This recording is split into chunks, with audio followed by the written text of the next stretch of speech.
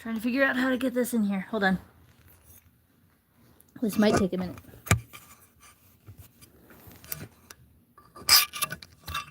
That might work. Hold on. Sorry, guys.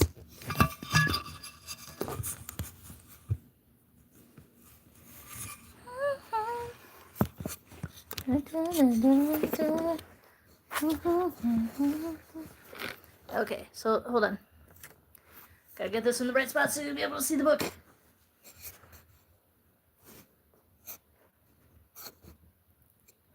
Okay, sorry for the delay. Welcome to the reading of Midnight Sun.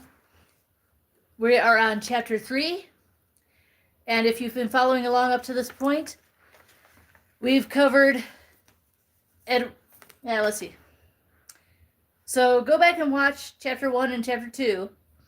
Up to this point, Edward and Bella have now met and had their first little conversation and are getting to know each other. So without further ado, let's get it going. Number 3, chapter 3. Truly, I was not thirsty, but I decided to hunt again that night. A small ounce of prevention, inadequate though I knew it to be. Carlyle came with me. We hadn't been alone together since I'd returned from Denali. As we ran through the Black Forest, I heard him thinking about that hasty goodbye last week.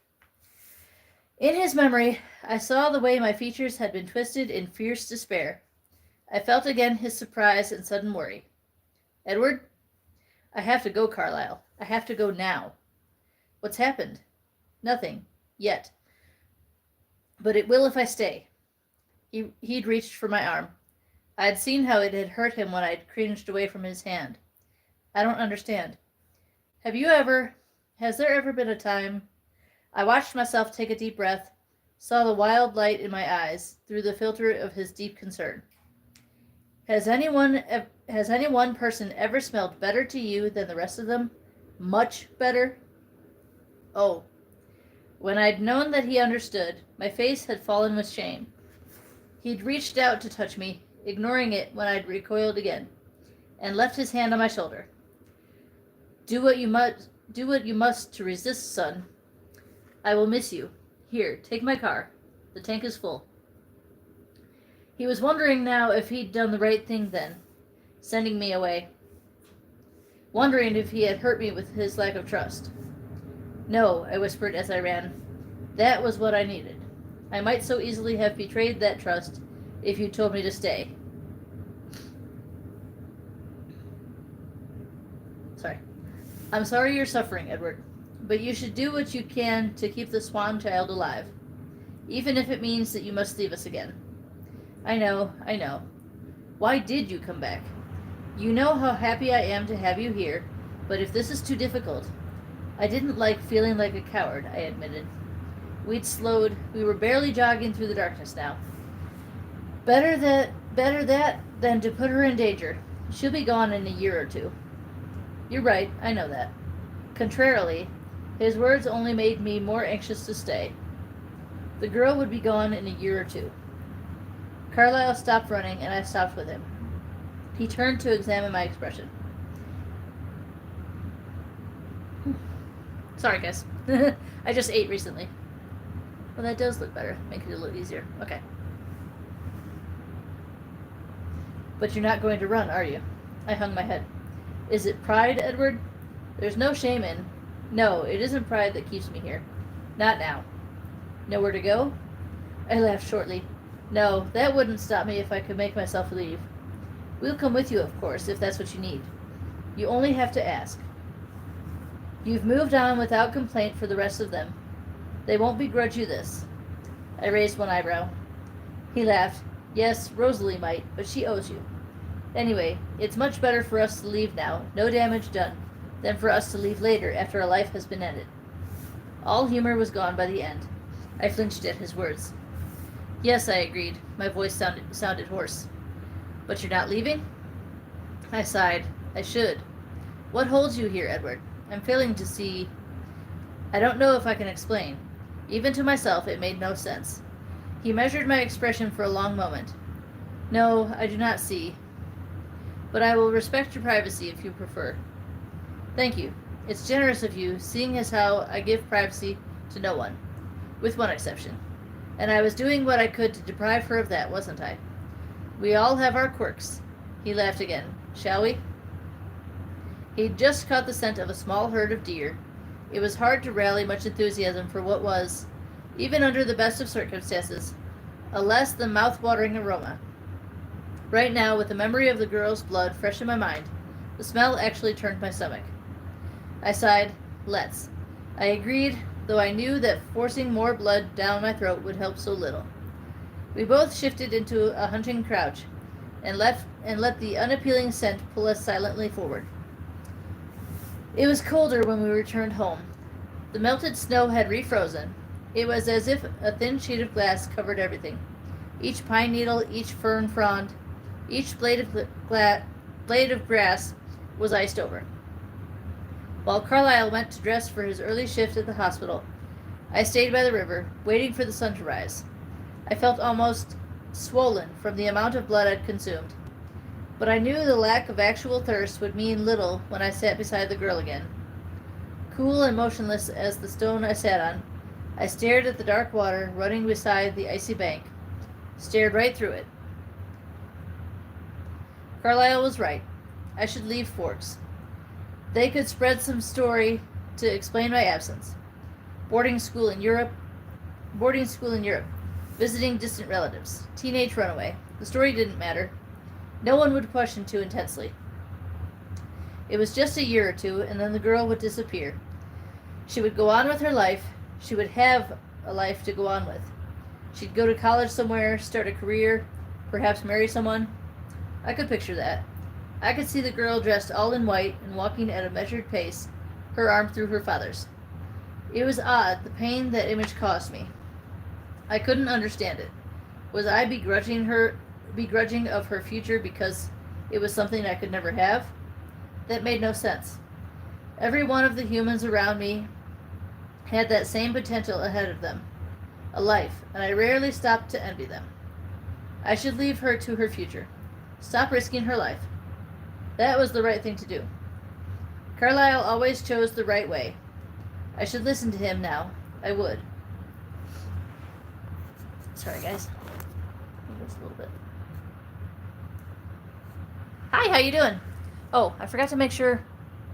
Hang on, momentary interlude while I make sure my comments are on. Good to see you. Okay. Is that better? See me in the book? Okay. Where are we? Okay. The sun rose behind the clouds, and the faint light glistened off all the frozen glass. One more day, I decided. I would see her one more time. I could handle that. Perhaps I would mention my pending disappearance, set the story up. This was going to be difficult. I could feel that in the heavy reluctance that was already making me think of excuses to stay. To extend the deadline to 2 days, 3, 4. But I would do the right thing. I knew I could trust Carlyle's advice, and I also knew that I was too conflicted to make the right decision alone. Hi, good to see you. Much too conflicted. How much of this reluctance came from my obsessive curiosity, and how much came from my unsatisfied appetite?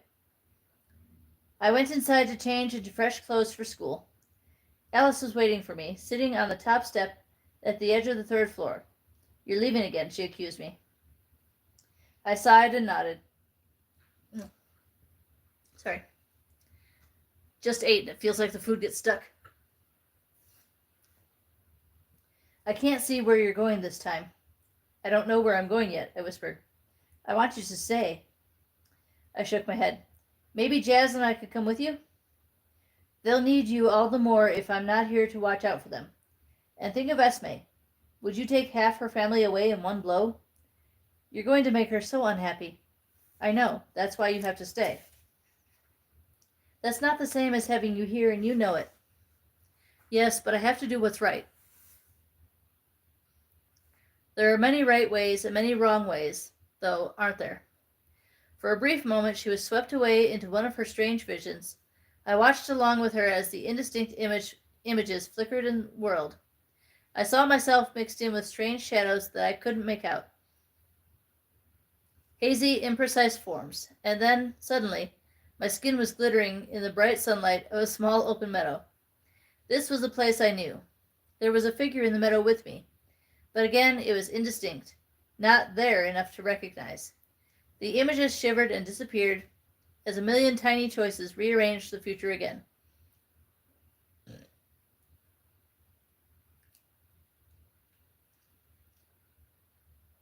I didn't catch much of that, I told her when the vision went dark. Me either. Your future is shifting around so much, I can't keep up with any of it. I think, though. She stopped and she flipped through a vast collection of other recent visions for me. They were all the same, blurry and vague. I think something is changing, she said out loud. Your life seems to be at a crossroads. I laughed grimly. You do realize that you sound like a carnival fortune teller, right? She does kind of sound like one, you gotta admit. She stuck out her tiny tongue at me. I don't know if you can hear the wind in the background. It is very windy tonight, and we've had some rain, and we're supposed to get some snow tomorrow. Today is all right, though, isn't it? I asked, my voice abruptly apprehensive. I don't see you killing anyone today, she assured me. Thanks, Alice. Go get dressed. I won't say anything. I'll let you tell the others when you're ready. She stood and darted back down the stairs, her shoulders hunched slightly. Miss you, really. Yes, I would really miss her too. It was a quiet ride to school. Jasper could feel that Alice was upset about something, but he knew that if she wanted to talk about it, she would have done so already. Emmett and Rosalie were oblivious, having another of their moments, gazing into each other's eyes with wonder. It was rather disgusting to watch from the outside. We were all quite aware how desperately in love they were. Or maybe I was just being bitter because I was the only one alone. Some days it was harder than others to live with 3 sets of perfectly matched lovers. This was one of them.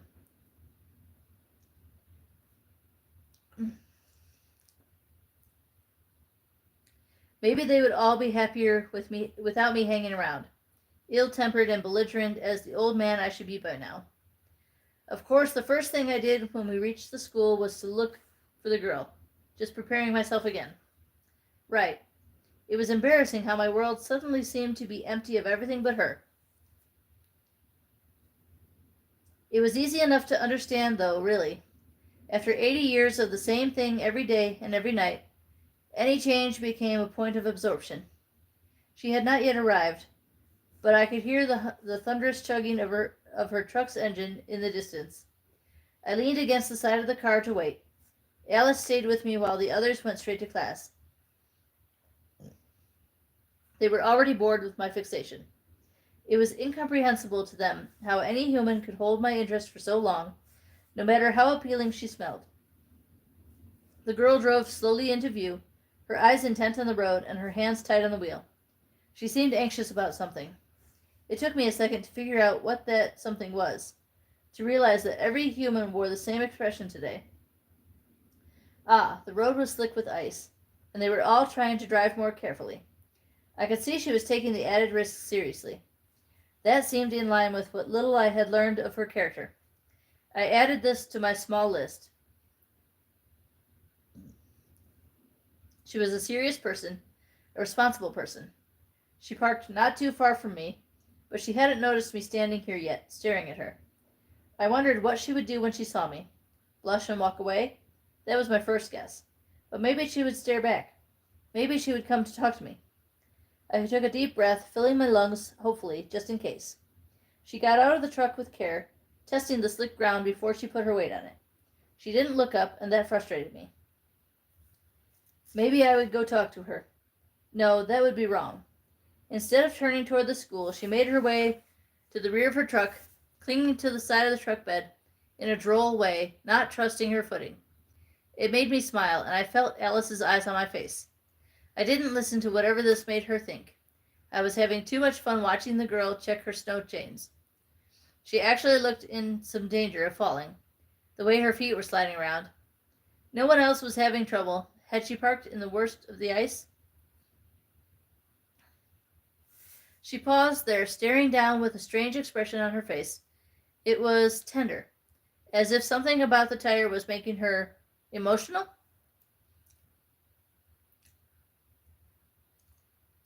Again, the curiosity ached like a thirst. It was as if I had to know what she was thinking, as if nothing else mattered. I would go talk to her.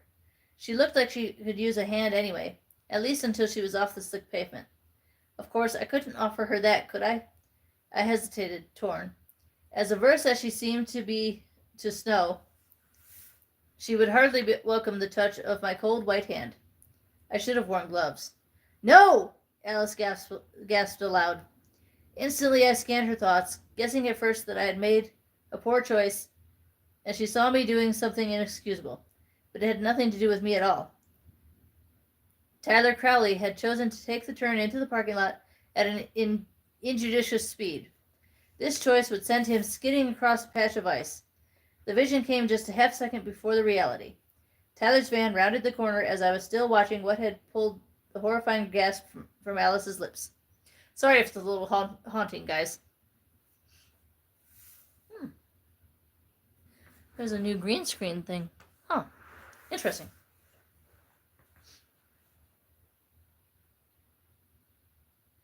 Okay. Sorry, lost where I was at. No, this vision had nothing to do with me, and yet it had everything to do with me, because Tyler's van, the tires right now hitting the ice at the worst possible angle, was going to spin across the lot and crush the girl who had become the uninvited focal point of my world. Even without Alice's foresight, it would have been simple enough to read the trajectory of the vehicle, flying out of Tyler's control. The girl, standing in exactly the wrong place at the back of her truck, looked up, confused by the sound of the screeching tires. She looked straight into my horror-struck eyes, and then turned to watch her approaching death. Not her! The words shouted in my head as if they belonged to someone else. Still locked into Alice's thoughts, I saw the vision suddenly shift, but I had no time to see what the outcome would be. I launched myself across the lot, throwing myself between the skidding van and the frozen girl. I moved so fast that everything was a streaky blur, except for the object of my focus. She didn't see me. No human eyes could have followed my flight, still staring at the hulking shape that was about to grind her body into the metal frame of her truck. I caught her around the waist, moving with too much urgency to be as gentle as she would need me to be. In the hundredth of a second between yanking her slight form out of the path of death and crashing to the ground with her in my arms, I was vividly aware of her fragile, breakable body. When I heard her head thump against the ice, it felt as though I had turned to ice too. But I didn't even have a full second to ascertain her condition. I heard the van behind us, grating and squealing as it twisted around the sturdy iron body of the girl's truck. It was changing course, arcing, coming for her again, as though she were a magnet pulling it toward us. A word I'd never said before in the presence of a lady slid between my clenched teeth. I had already done too much. As I'd nearly flown through the air to push her out of the way, I had been fully aware of the mistake I was making. Knowing that it was a mistake did not stop me, but I was not oblivious to the risk I was taking, not just for myself, but for my entire family. Exposure. And this certainly wouldn't help. But there was no way I was going to allow the van to succeed in its second attempt to take her life. I dropped her and threw my hands out, catching the van before it could touch the girl. The force of it hurled me back into the car parked beside her truck, and I could feel its frame buckle behind my shoulders. The van shuddered and shivered against the unyielding obstacle of my arms, and then swayed, balancing unstably on its two far tires. If I moved my hands, the back tire of the van was going to fall onto her legs. Oh, for the love of all that was holy, would the catastrophes never end? Was there anything else that could go wrong? I could hardly sit here, holding the van up, and wait for rescue. Nor could I throw the van away. There was the driver to consider, his thoughts incoherent with panic. With an internal groan, I shoved the van so that it rocked away from us for an instant. As it fell back towards me, I caught it under the frame with my right hand, while I wrapped my left arm around the girl's waist again and dragged her out from under the threatening tire, pulling her tight against my side. So if you're following along, this is the part where Edward stops the van from hitting Bella. Okay? The book seems to describe it a little differently than the movie. Where'd it go? Okay. Rose voice dragged her out from under the threatening tire. Okay. Her body moved limply as I swung her around so that her legs would be in the clear. Was she conscious? How much damage had I done to her in my impromptu rescue attempt? I let the van drop now that it could not hurt her. It crashed to the pavement, all the windows shattering in unison. I knew that I was in the middle of a crisis. How much had she seen? Had any other witnesses watched me materialize at her side and then juggle the van while I tried to keep her out from under it? These questions should be my biggest concern. But I was too anxious to really care about the threat of exposure as much as I should. Too panic-stricken that I might have injured her in my effort to save her life. Too frightened to have her this close to me, knowing what I would smell if I allowed myself to inhale. Too aware of the heat of her soft body pressed against mine. Even through the double obstacle of our jackets, I could feel that heat. The first fear was the greatest fear. As the screaming of the witnesses erupted around us, I leaned down to examine her face to see if she was conscious, hoping fiercely that she was not bleeding anywhere. Her eyes were open, staring in shock. Bella, I asked urgently, are you all right? I'm fine, she said. I'm fine. She said the words automatically in a dazed voice. Relief so exquisite it was nearly pain washed through me at the sound of her voice. I sucked in a breath through my teeth, and for once did not mind the agony of the accompanying burn in my throat. In a strange way, I almost welcomed it. She struggled to sit up, but I was not ready to release her. It felt somehow safer? Better, at least, having her tucked into my side.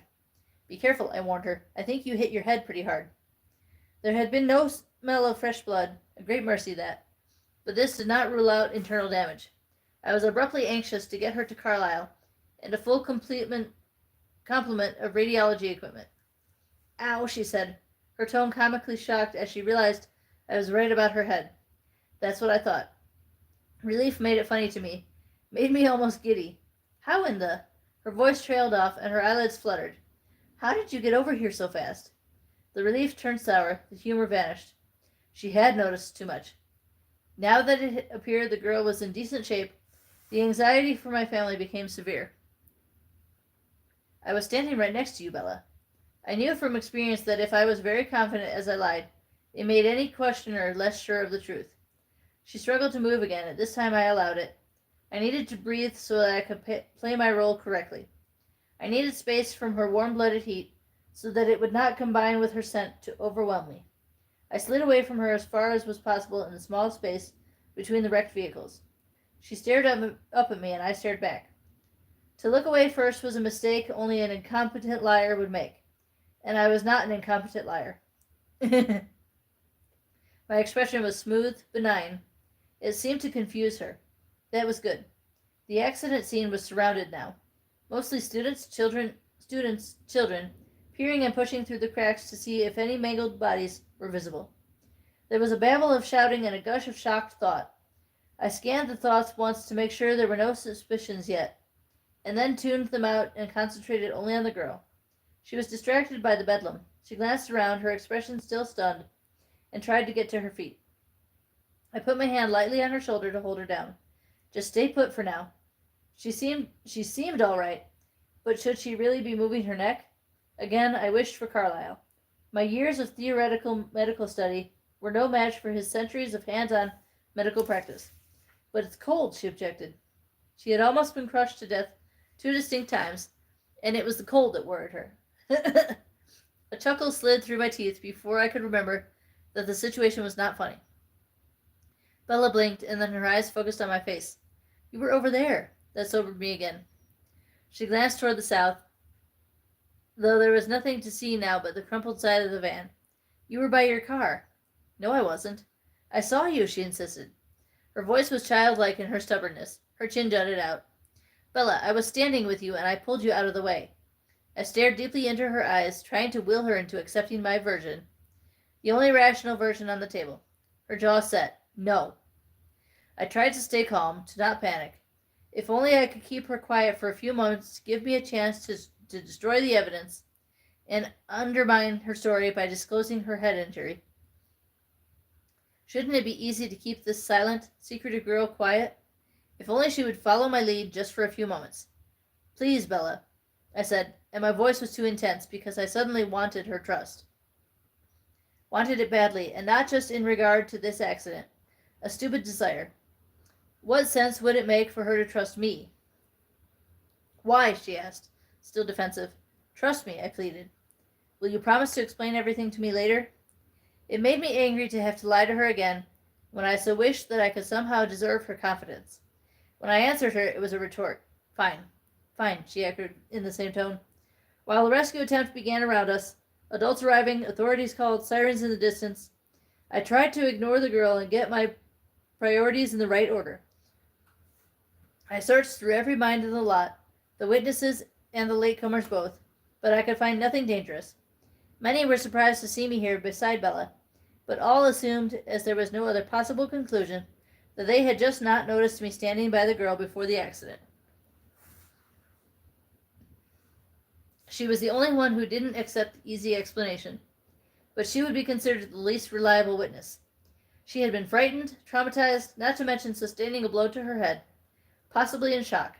It would be acceptable for her story to be confused, wouldn't it? No one would give it much credence above so many other spectators. I winced when I caught the thoughts of Rosalie, Jasper, and Emmett, just arriving on the scene. There would be hell to pay for this tonight. I wanted to iron out the indentation in my shoulders. My shoulders had made in the tan car, but the girl was too close. I'd have to wait until she was distracted. It was frustrating to wait. So many eyes on me, as the humans struggled with the van, trying to pull it away from us. I might have helped them, just to speed the process, but I was already in enough trouble, and the girl had sharp eyes. Finally, they were able to shift it far enough away for the EMTs to get to us with their stretchers. A familiar grizzled face appraised me. Hey, Edward, Brett Warner said. He was also a registered nurse, and I knew him well from the hospital. It was a stroke of luck, the only luck today, that he was the first through to us. In his thoughts, he was noting that I looked alert and calm. You okay, kid? Perfect, Brett. Nothing touched me, but I'm afraid Bella here might have a concussion. She really hit her head when I yanked her out of the way. Brett turned his attention to the girl, who shot me a fierce look of betrayal. Oh, that was right. She was the quiet martyr. She'd prefer to suffer in silence. How's everybody doing so far? Good? She did not contradict my story immediately, though, and this made me feel easier. The next EMT tried to insist that I allow myself to be treated, but it wasn't too difficult to dissuade him. I promised I would have my father examine me, and he let it go. With most humans, speaking with cool assurance was all that was needed. Most humans, just not the girl, of course. Did she fit into any of the normal patterns? As they put a neck brace on her, and her face flushed scarlet with embarrassment, I used the moment of distraction to quietly rearrange the shape of the dent in the tan car with the back of my foot. Only my siblings noticed what I was doing, and heard Emmett's mental promise to catch anything I missed. Grateful for his help, and more grateful than Emmett, that Emmett, at least, had already forgiven my dangerous choice, I was more relaxed as I climbed into the front seat of the ambulance next to Brett. The chief of police arrived before they had gotten Bella into the back of the ambulance.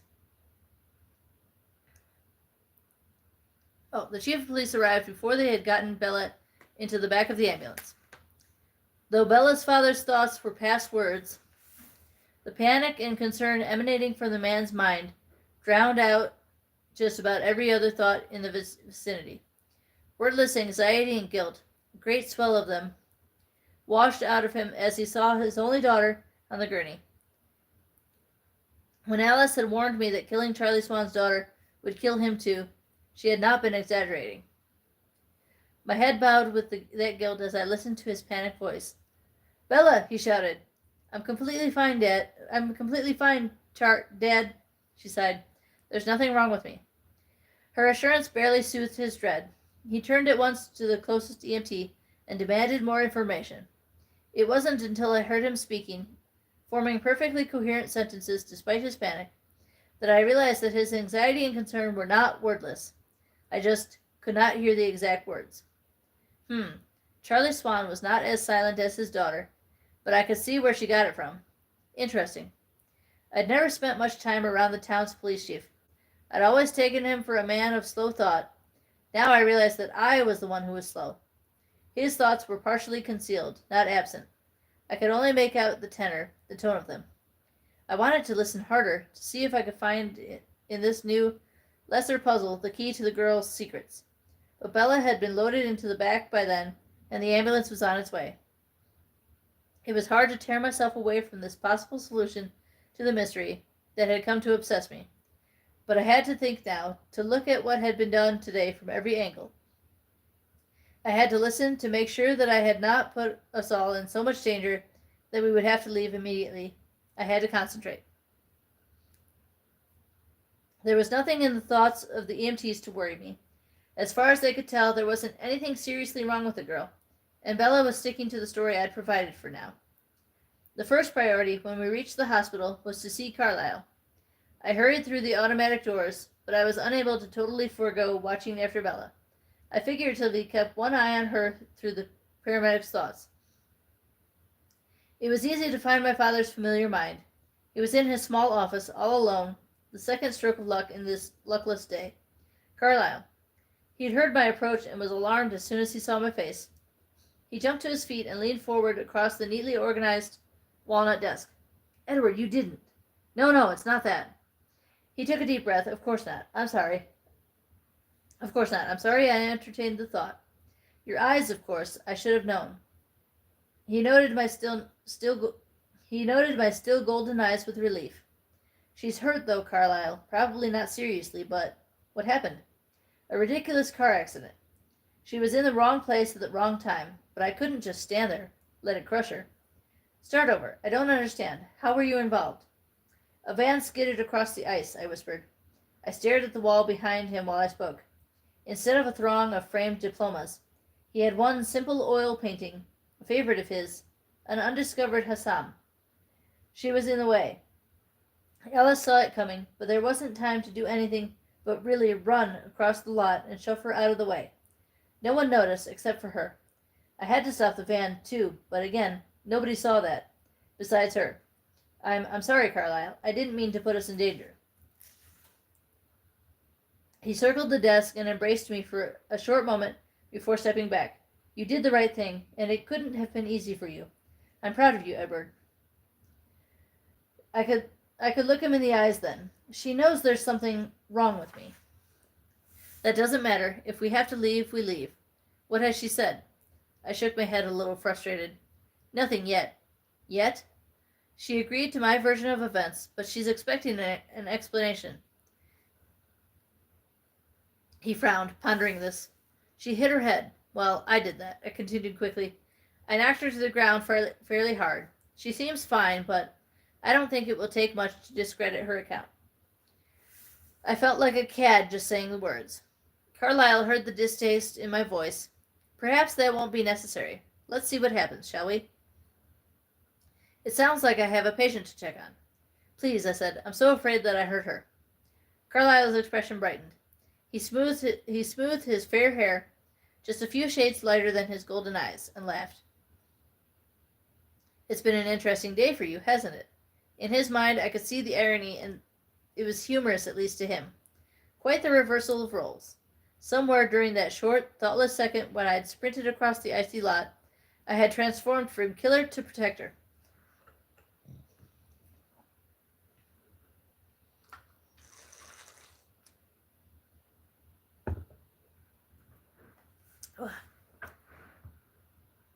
That's how they do the green screen. That green screen didn't used to be there, I don't think. Okay. I laughed with him, remembering how sure I'd been that Bella would never need protecting from anything more than from me. There was an edge to my laughter because, Van notwithstanding, that was still entirely true. I waited alone in Carlisle's office, one of the longest hours I had ever lived, listening to the hospital full of thoughts. Tyler Crowley, the van's driver, looked to be hurt worse than Bella, and the attention shifted to him while she waited her turn to be x-rayed. Carlisle kept in the background, trusting the PA's diagnosis that the girl was only slightly injured. This made me anxious, but I knew he was right. One glance at his face, and she would be immediately reminded of me, of the fact that there was something not right about my family, and that might set her talking. She certainly had a willing enough partner to converse with. Tyler, consumed with guilt over the fact that he had almost killed her, couldn't seem to shut up about it. I could see her expression through his eyes, and it was clear that she wished he would stop. How did he not see that? There was a tense moment for me when Tyler asked her how she'd gotten out of the way. I waited, frozen, as she hesitated. He heard her say. Then she paused for so long that Tyler wondered if his question had confused her. Finally she went on. Edward pulled me out of the way. I exhaled, and then my breathing accelerated. I had never heard her speak my name before. I liked the way it sounded, even just hearing it through Tyler's thoughts. I wanted to hear it for myself.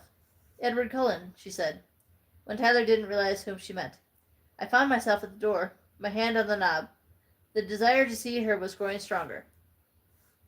I had to remind myself of the need for caution. He was standing next to me. Cullen? Huh, that's weird. I didn't see him. I could have sworn. Wow, it was all so fast. I guess, is he okay? I think so. He's here somewhere. But they didn't make him use the stretcher. I saw the thoughtful look on her face, the suspicious tightening of her eyes, but these little changes in her expression were lost on Tyler. She's pretty, he was thinking, almost in surprise. Even all messed up. Not my usual type. Still, I should take her out. Make up for today.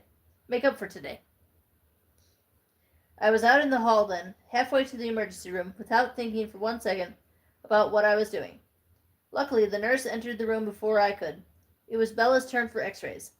I leaned against the wall in a dark nook just around the corner and tried to get a grip on myself while she was wheeled away. It didn't matter that Tyler thought she was pretty. Anyone would notice that. There was no reason for me to feel. How did I feel? Annoyed, or was angry closer to the truth? That made no sense at all. I stayed where I was for as long as I could, but impatience got the best of me, and I took a roundabout way to the radiology room. She'd already been moved back to the ER, but I was able to peek at her x-rays while the nurse's attention was elsewhere. I felt calmer when I had. Her head was fine. I hadn't hurt her, not really. Carlisle caught me there. You look better, he commented. I just looked straight ahead. We weren't alone. The hall's full of orderlies and visitors. Ah, yes, he stuck her x-rays to the light board. But I didn't need a second look. I see. She's absolutely fine. Well done, Edward. The sound of my father's approval created a mixed reaction in me. I would have been pleased, except that I knew he would not approve of what I was going to do now. At least, he would not approve if he knew my real motivations. I think I'm going to go talk to her before she sees you, I murmured under my breath. Act natural, like nothing happened. Smooth it over. All acceptable reasons. Carlisle nodded absently, still looking over the x-rays. Good idea. I looked to see what had his interest. Look at all the healed contusions. How many times did her mother drop her? Carlisle laughed to himself at his joke. I'm beginning to think the girl just has really bad luck. Always in the wrong place at the wrong time. Forks is certainly the wrong place for her, with you here. I flinched. Go ahead, smooth things over. I'll join you momentarily. I walked away quickly, feeling guilty. Perhaps I was too good a liar if I could fool Carlisle. When I got to the ER, Tyler was mumbling under his breath, still apologizing. The girl was trying to escape his remorse by pretending to sleep. Her eyes were closed, but her breathing was not even, and now and then her fingers would twitch impatiently. I stared at her face for a long moment. This was the last time I would see her. The fact triggered an acute aching in my chest. Was it because I hated to leave any puzzle unsolved? That did not seem enough of an explanation. Finally, I took a deep breath and moved into view. When Tyler saw me, he started to speak, but I put one finger to my lips. Is she sleeping? I murmured. Bella's eyes snapped open and focused on my face. They widened momentarily, and then narrowed in anger or suspicion. I remembered that I had a role to play, so I smiled at her as if nothing unusual had happened. this morning, besides a blow to her head and a bit of imagination run wild. Hey, Edward, Tyler said. I'm really sorry. I raised one hand to halt his apology. No blood, no foul, I said wryly. Without thinking, I smiled too widely at my private joke. Tyler shivered and looked away. It was amazingly easy to ignore Tyler, lying no more than 4 feet from me, his deeper wounds still oozing blood. I'd never understood how Carlyle was able to do that, ignore the blood of his patients in order to treat them. Wouldn't the constant temptation be so distracting, so dangerous? But now I could see how, if you were focusing on something else hard enough, the temptation would be nothing at all. Even fresh and exposed, Tyler's blood had nothing on Bella's. I kept my distance from her, seating myself on the foot of Tyler's mattress. So what's the verdict? I asked her. Her lower lip pushed out a little. There's nothing wrong with me at all, but they won't let me go. How come you aren't strapped to a gurney like the rest of us?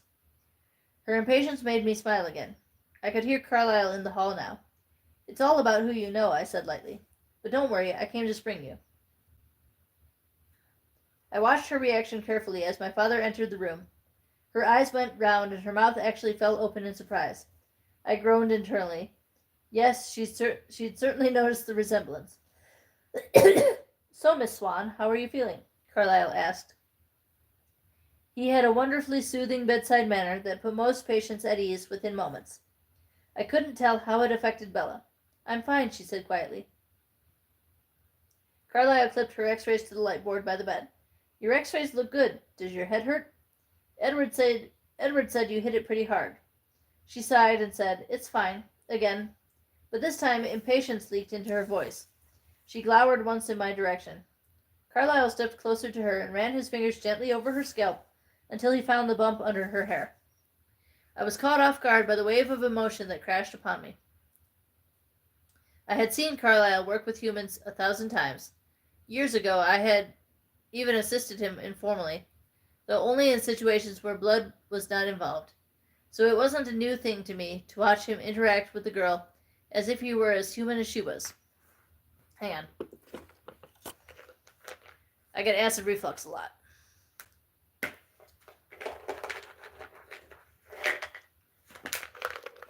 Sorry, guys.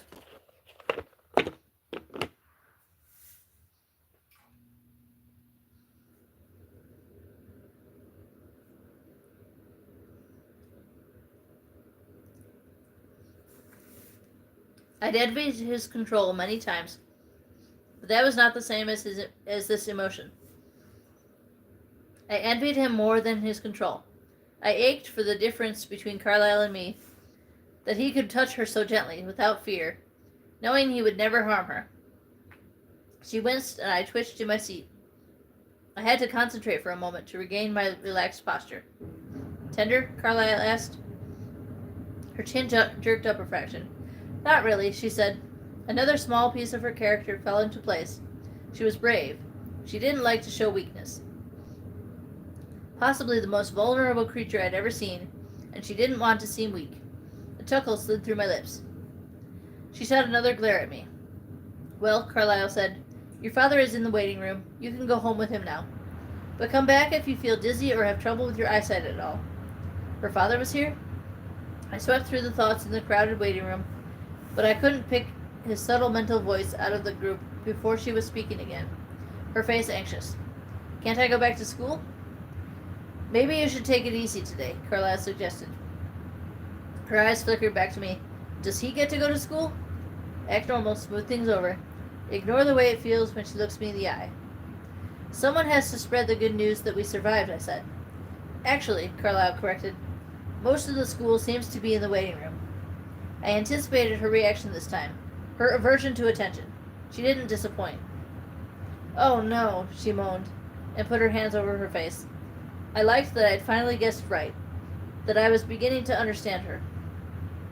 Do you want to stay? Carlyle asked. No, she said quickly, swinging her legs over the side of the mattress and sliding down until her feet were on the floor. She stumbled forward, off balance, into Carlyle's arms. He caught and steadied her. Again, the envy flooded through me. I'm fine, she said, before he could comment. Faint pink in her cheeks. Of course, that wouldn't bother Carlyle. He made sure she was balanced and then dropped his hands. Take some, take some Tylenol for the pain, he instructed. It doesn't hurt that bad.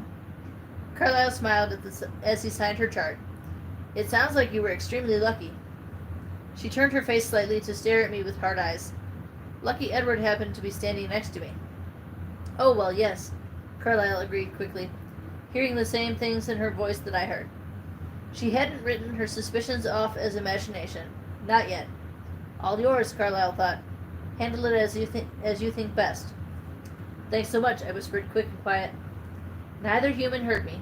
Carlyle's lips turned up a tiny bit at my sarcasm as he turned to Tyler. I'm afraid that you'll have to stay with us just a little bit longer, he said as he began examining the superficial lacerations left by the shattered windshield.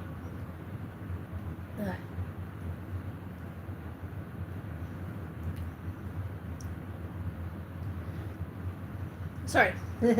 Well, I'd made the mess, so it was only fair that I had to deal with it. Bella walked deliberately toward me, not stopping until she was uncomfortably close. I remembered how I had hoped, before all the chaos, that she would approach me. This was like a mockery of that wish. Can I talk to you for a minute? She hissed at me. Her warm breath swept across my face, and I had to stagger back a step. Her appeal had not abated one bit. Every time she was near me, it triggered all my worst, most urgent instincts. Venom flowed in my mouth, and my body yearned to strike, to wrench her into my arms and crush her throat to my teeth. My mind was stronger than my body, but only just. Your father is waiting for you, I reminded her, my jaw clenched tight. She glanced toward Carlyle and Tyler. Tyler was paying us no attention at all, but Carlyle was monitoring my every breath. Carefully, Edward. I'd like to speak to you alone if you don't mind, she insisted in a low voice. I wanted to tell her that I did mind very much, but I knew I would have to do this eventually. I might as well get on with it. I was full of so many conflicting emotions as I stalked out of the room, listening to her stumbling footsteps behind me, trying to keep up. I had a show to put on now. I knew the role I would play. I had the character down. I would be the villain. I would lie and ridicule and be cruel. It went against all my better impulses, the human impulses that I'd clung to through so many years. I'd never wanted to deserve trust more than in this moment, when I had to destroy all possibility of it. It made it worse to know that this would be the last memory she would have of me. This was my farewell scene. I turned on her. What do you want? I asked coldly. She cringed back slightly from my hostility. Her eyes turned bewildered, her face shifting into the very expression that had haunted me. You owe me an explanation, she said in a small voice. What little color she had drained from her ivory skin. It was very hard to keep my voice harsh. I saved your life. I don't owe you anything. She flinched. It stung like acid to watch my words hurt her. You promised, she whispered. Bella, you hit your head.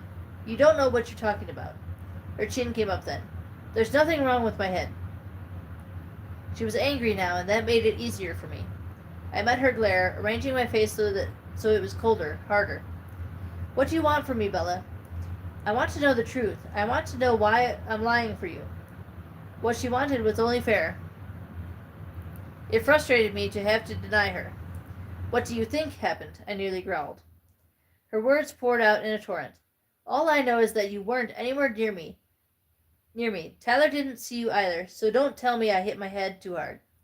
That van was going to crush us both, and it didn't. And your hands left dents in the side of it. And you left a dent in the other car, and you're not hurt at all. And the van should have smashed my legs, but you were holding it up. Suddenly she clenched her teeth together, and her eyes were glistening with unshed tears. I stared at her, my expression thoroughly derisive, though what I really felt was awe. She had seen everything. You think I lifted a van off you? I asked, elevating the level of sarcasm in my tone. She answered with one stiff nod. My voice grew more mocking. Nobody will believe that, you know. She made an effort to control her emotions, her anger, it looked like. When she answered me, she spoke each word with slow deliberation. I'm not going to tell anybody. She meant it. I could see that in her eyes. Even furious and betrayed, she would keep my secret. Why?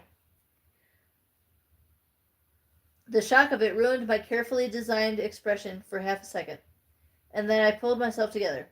Then why does it matter? I asked, working to keep my voice severe. It matters to me, she said intensely. I don't like to lie, so there'd better be a good reason why I'm doing it. She was asking me to trust her, just as I wanted her to trust me, but this was the line I could not cross. My voice stayed callous. Can't you just thank me and get it over with? Thank you, she said, and then she fumed in silence, waiting. You're not going to let it go, are you? No. In that case, I couldn't tell her the truth if I wanted to, and I didn't want to. I'd rather she made up her own story than know what I was, because nothing could be worse than the truth. I was an undead nightmare straight from the pages of a horror novel. I hope you enjoyed disappointment. We scowled at each other. She flushed pink and ground her teeth again. Why did you even bother? Her question wasn't one that I was expecting or prepared to answer. I lost my hold on the role I was playing. I felt the mask slip from my face, and I told her this one time the truth. I don't know. I memorized her face one last time. It was still set in lines of anger, the blood not yet faded from her cheeks, and then I turned and walked away from her. And that's the end of chapter 3.